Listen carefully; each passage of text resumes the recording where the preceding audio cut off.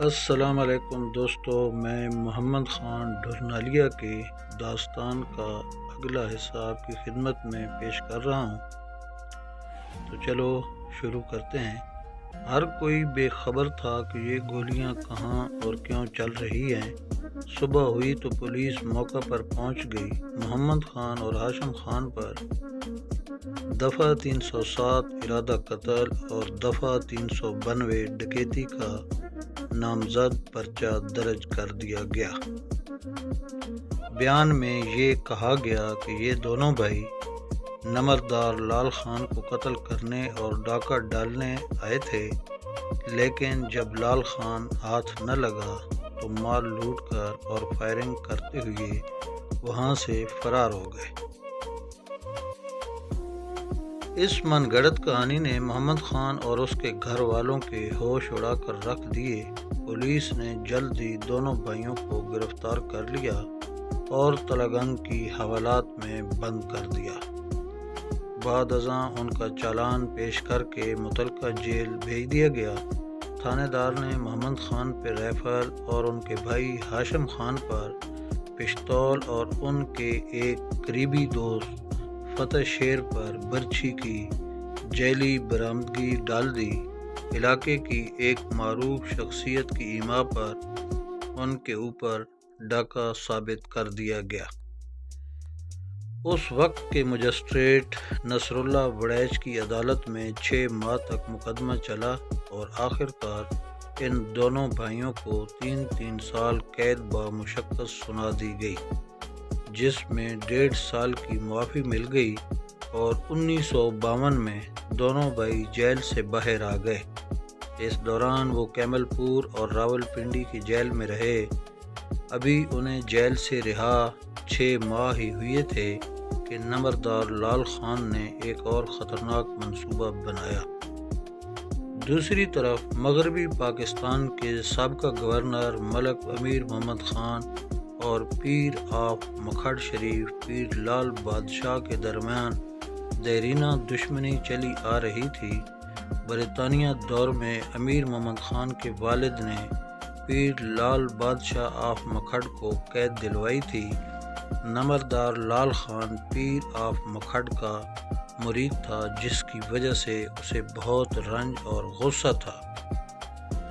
جبکہ محمد خان ڈھرنالیہ اور اس کے خاندان کے لوگ نواب امیر محمد خان کے حمایتی تھے، جبکہ محمد خان ڈھرنالیہ ملک امیر محمد خان کو والد کا درجہ دیتا تھا اور بہت زیادہ محبت کرتا تھا،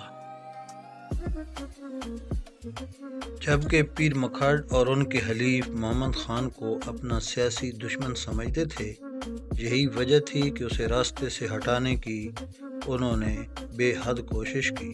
محمد خان اور اس کے گھر والے لڑائی جھگڑا سے اپنا دامن بچاتے رہے، لیکن نمبردار لال خان ان پر جھپٹ پڑتا رہا۔ محمد خان کے جیل سے رہا ہوئے ابھی 6 ماہ ہوئے تھے۔ گرمیوں کے دن تھے۔ ان کے بڑے بھائی ہاشم خان گردے کے درد میں اکثر مبتلا رہتے تھے۔ محمد خان اس کو نزدیکی ہسپتال لے جایا کرتا تھا۔ ایک دن سخت گرمی تھی، دوپہر 2 بجے کا وقت تھا۔ ہاشم خان کے گردے میں سخت تکلیف اٹھی۔ محمد خان اسے ڈاکٹر کے پاس دوا کے لیے لے جا رہا تھا۔ ابھی وہ تھوڑی ہی دور پہنچے تھے کہ نمبردار کے آدمیوں نے ان کا راستہ روک لیا اور ان پر حملہ کر دیا۔ محمد خان نے بہادری کا مظاہرہ کرتے ہوئے ایک آدمی سے چاقو چھین کر اسے شدید زخمی کر دیا۔ جلد ہی گاؤں کے لوگوں نے آ کر یہ جھگڑا ختم کرا دیا۔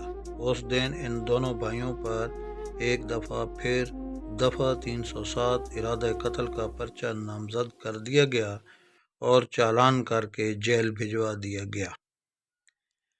کیمل پور کے مجسٹریٹ کی عدالت میں مقدمہ چلا اور پھر سے دونوں بھائیوں کو 3 سال قید بامشقت کی سزا سنا دی گئی۔ اس فیصلے کے خلاف ہائی کورٹ میں اپیل کی گئی اور ہائی کورٹ نے انہیں باعزت بری کر دیا۔ 3 ماہ جیل میں رہنے کے بعد دونوں بھائی جیل سے پھر رہا ہو گئے۔ اب محمد خان ڈورنالیا کے ذہن میں نمبردار لال خان کے خلاف نفرت کا طوفان برپا ہو گیا۔ اس کے سینے میں نفرت کے الاؤ دہک رہے تھے۔ ایک لاوا تھا جو ابل رہا تھا۔ ابھی محمد خان کو جیل سے آئے ہوئے چند دن ہی گزرے تھے کہ محمد خان کے بڑے بھائی رنگ باز خان فوج سے چھٹی لے کر آ گئے۔